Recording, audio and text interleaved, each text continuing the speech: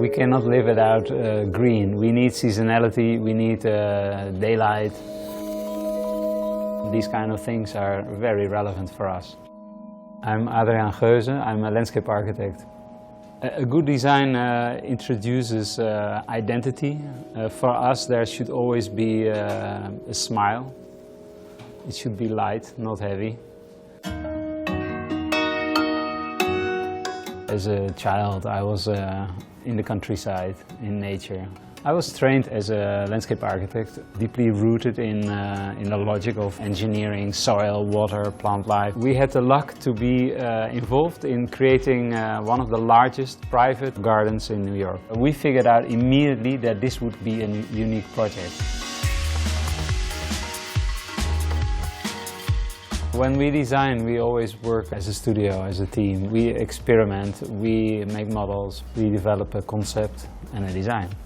What type of activity, persona would be there. This project started with an introduction in which the client team explained the type of lifestyle they would expect for the building and the environment, which has a lot to do with what is the DNA. And from there we started to make a garden concept which could host several different type of spaces. A garden is not one thing, it is over the day and over the seasons. You really have a strong sentiment if you feel the wind or you see the moon. The location is already brilliant because it's next to the Manhattan Bridge. So we are here in the New York Harbor, East River, mouth of the East River. You can pretty well recognize the building, it's under construction. In New York we delivered phase 3 of Governors Island recently. It's open for the public.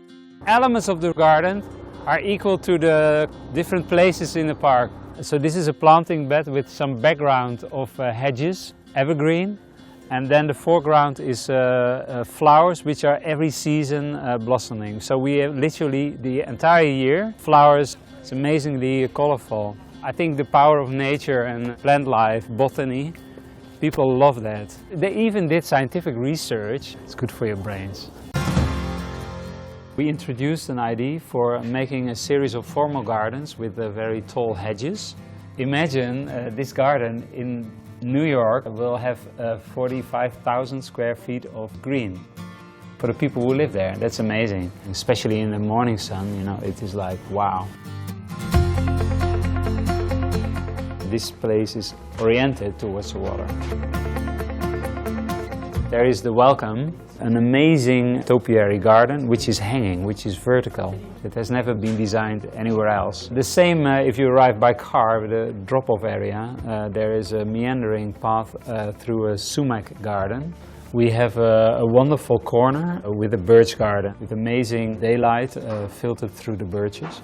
There is in a more lush area a tree hut. One of the thematic gardens is a playground, which is a cartoonesque version of Manhattan with bridges. Children can walk from Brooklyn over the East River and step into Manhattan. There are special fire pits where people could have wonderful gathering and sit around the fire. For gardens, seasonality is a key.